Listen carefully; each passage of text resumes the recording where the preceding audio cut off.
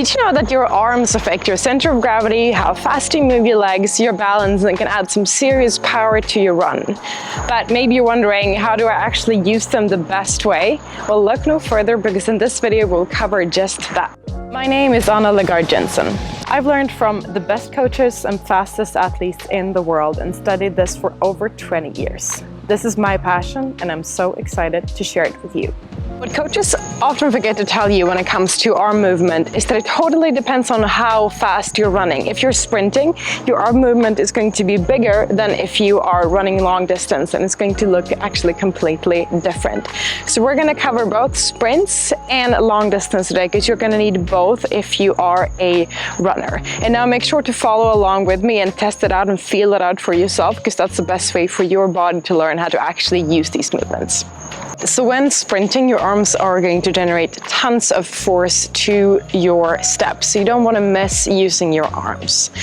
Now, even if you are a long distance runner, you are going to want to be able to sprint and be able to use these arm movements.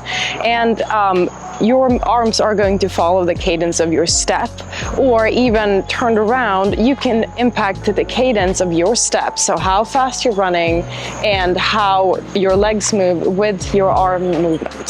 To test how much your arms actually impact your run, try just for fun to run with your arms straight and see how that impacts your legs. I guarantee you they are going to be almost as straight as your arms. Or try and swing your arms really far back, and you're gonna have a stride that looks something like this. So the way you want to position your arms when you do a sprint is you want to move basically your hand from your hip to your chin. And the longer limbs you have, the shorter this angle here is going to be. For most people, it's going to be about 90 degrees. But if you do have really long limbs, it's going to be a little bit shorter, otherwise you will overstride. You also want to make sure that you don't do any cross-body arm motion when you sprint. So your arms are going to go basically from hip to chin in a straight motion.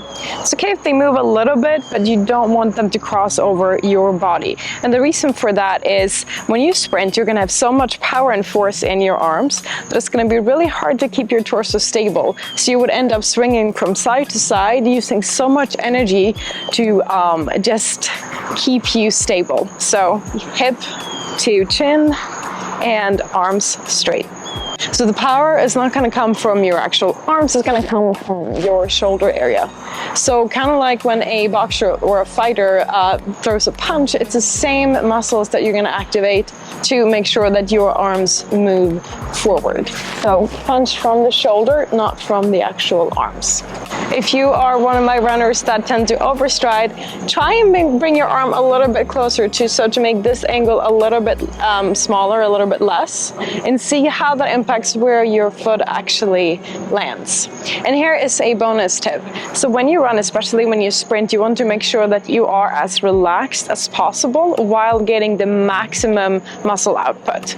And if you tense your arms, or you tense your hands or wrists, the rest of the body tends to tense up too. So try it with me. If you tense your arms or your hands or wrists, you can feel the tension going all the way up to your neck. So it's going to impact how you run.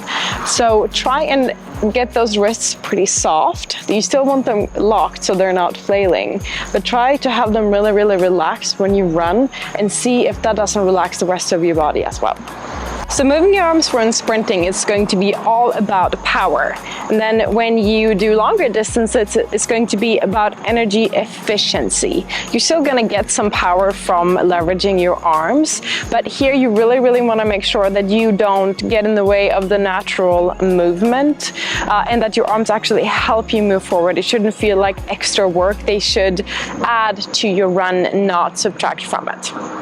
So what you're gonna want to do when you do a longer run, instead of keeping your hand from hip to chin, you're gonna have a lower arm cadence, and it's gonna go to either your heart or your collarbone. And here it's actually okay to go across your body. In fact, I even recommend it because it's going to feel a lot more natural to do so, as long as that doesn't cause you to swing from side to side.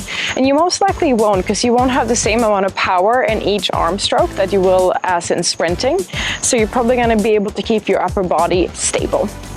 So when you do a sprint, to recap, you want about a 90 degree at your elbow. When you do a long distance, you actually want to bring it in quite a bit so that you keep your arms a lot closer to your body. And the reason for this is your center of gravity and your balance. The farther out, you can test this, that you bring your arms, the more your body is going to compensate by pushing your torso and your head backwards, which means if you ran long distance like this, your body is going to compensate by pushing you backward, meaning center of gravity behind you, meaning it's a lot harder to run. So you are still going to have a little bit of a punch in every single arm stride that you do, and it's going to come from your shoulder, just like when you sprint. But even more so than when sprinting, you have to make sure that your arms are really, really relaxed, that your neck is really relaxed. So make sure that your wrists are relaxed, and that will typically have a chain effect of relaxing the rest of your body. So when you do long distance, you want to strive for an effortless feel. And your arms are going to swing naturally one way or another, depending on how long your limbs are, how strong you are.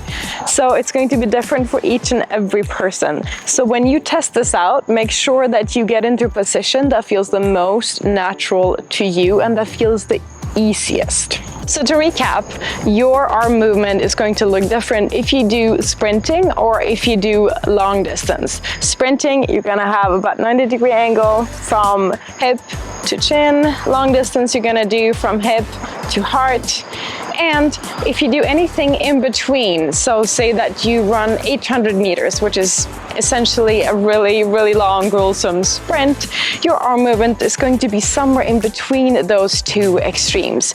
So you're probably going to have a little bit of crossover, and you're going to have somewhere in between the amount of force that you have when you sprint and when you do long distance.